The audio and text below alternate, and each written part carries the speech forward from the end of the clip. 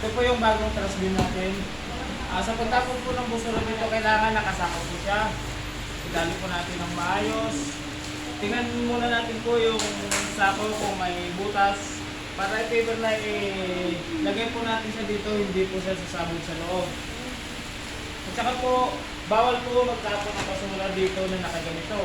Dapat po nakatali siya. Kasi pag ito po itatapon mo dito, pwede siyang sumabog sa loob dito. Saka pinagbabawal din po na itatapon po siya dito sa loob na nakaganito. Kailangan ipasok siya sa sako bago itapon dyan. Kasi po, pag ito yung nilagay mo doon na nakaganito lang, mahirap po dukutin sa loob. Saka pinagbabawal din po na magtapon ng basura na nakaganito lang. Pwede din siyang matapon. Kailangan ipasok din natin po sa ganito para hindi po siya matatapon. At saka kailangan po paglagay, dapat nakaganito siya para pag kinuha ng basurero natin sa umaga, hindi po mahirap sa pagdukot ang basura natin. Okay lang.